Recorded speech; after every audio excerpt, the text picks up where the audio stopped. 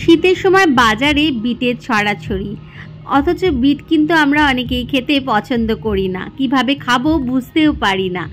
এরকম যদি বিটের পরোটা বানিয়ে নেওয়া যায় তাহলে অত্যন্ত স্বাস্থ্যকরও হবে, খেতেও সুস্বাদু হবে।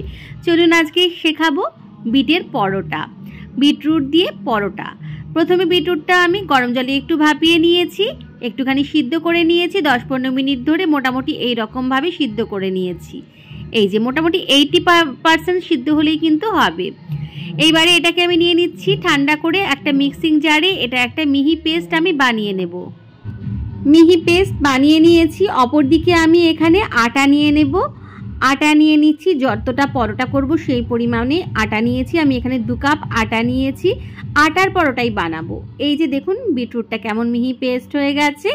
এইটাকে এবারে ঢেলে দিচ্ছি আটার মধ্যে, পুরোটাই ঢেলে দিচ্ছি। আর মিক্সিং জারে যে বিটরুটটা লেগে আছে সেটার সাথে সামান্য জল মিশিয়ে সেই জলটা দিয়ে আমি মাখবো। নিয়ে নিচ্ছি সামান্য জোয়ান, হাতে একটু গুঁড়ো করে, আর সাদা তেল। খুব ভালো করে আটার সাথে এটাকে প্রথমে আমি একটুখানি মেখে নিচ্ছি। তারপরে মিক্সিং জারে যে বিটরুটটা মানে পেস্ট বিটরুটটা আছে তাতেই জল দিয়ে নিয়েছি। ওই জলটা দিয়ে কিন্তু আমি আটাটা মেখে নেব। আলাদা করে কিন্তু আর জলের ব্যবহার করব না।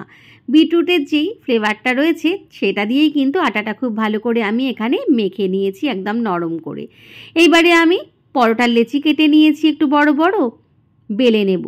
গোল গোল পরোটা, চৌকোনো পরোটা, যেটা আপনার ইচ্ছে সেই রকমভাবে বেলে নেবেন, কোনো অসুবিধা হবে না, সুন্দরভাবে বেলা হয়ে যাবে। এই দেখুন আলাদা করে কিন্তু আর আমি মাখার সময় জলের ব্যবহার করিনি।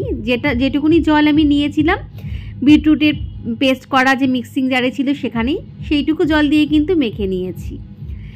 সুন্দরভাবে মাখাটা হয়ে গেছে একদম নরম মোলায়েম করে। প্রথমে 2টো পরোটা বেলে নিচ্ছি, দুটো করে পরোটা আমি ভেজে নেব। সুন্দরভাবে গোল হয়ে যাচ্ছে। আমি কিন্তু তেল দিয়ে বেলেছি, চাইলে আপনারা আটা ছিটিয়েও বা আটা দিয়েও বেলতে পারেন। আমি সুন্দর করে তেল দিয়ে বেলে নিয়েছি। এইবারে তাওয়া আমি বসিয়ে দিয়েছি, গ্যাসটা জ্বালিয়ে তাওয়াটা একটু গরম করে নিয়ে একটা পরোটা প্রথমে দিয়ে দিলাম, উল্টে নিলাম। 2টো পিঠই খুব ভালো করে আমি প্রথমে সেঁকে নিচ্ছি। আরেকটা পরোটাও দিয়ে দিয়েছি, এটারও 2টো পিঠ খুব ভালো করে সেঁকে নেব। উল্টে পাল্টে প্রথমে 2টো পরোটার 2টো দিকই খুব ভালো করে সেঁকে নিচ্ছি। তারপর তেল বা ঘিতে আমি ভেজে নেব। আমি আজকে ঘিতে ভেজে নেব, চাইলে এটাতে আপনারা তেল দিয়েও ভাজতে পারেন। ঘি দিয়ে আমি সুন্দর করে ভেজে নিচ্ছি, খুব বেশি ঘিয়ের ব্যবহার কিন্তু করিনি। 2টো পাশই খুব ভালো করে ঘি দিয়ে দিয়ে মিডিয়াম টু হাই ফ্লেমে পরোটাগুলো একটু লাল লাল করে ভেজে নিচ্ছি। যতটা কুরকুরে আপনি খেতে চান সেই মতো ভাজবেন। সুন্দর করে ঘি দিয়ে দিয়ে আমি 2টো পিঠই খুব ভালো করে পরোটাগুলো ভেজে নিচ্ছি। এই পরোটার স্বাদ এতটাই সুন্দর হয়, শুধু মুখেই কিন্তু খাওয়া হয়ে যায়, আর দেখতেও খুব সুন্দর হয়, লাল রঙের হয়, বাচ্চাদের কাছেও খুবই লোভনীয়।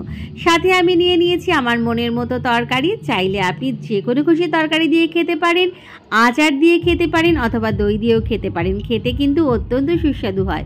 যদি কখনো না বানিয়ে থাকেন অবশ্যই একবার এই পদ্ধতিতে বিটের পরোটা বানিয়ে নিতে পারেন। রেসিপিটি ভালো লাগলে অবশ্যই লাইক, কমেন্ট, শেয়ার করতে ভুলবেন না।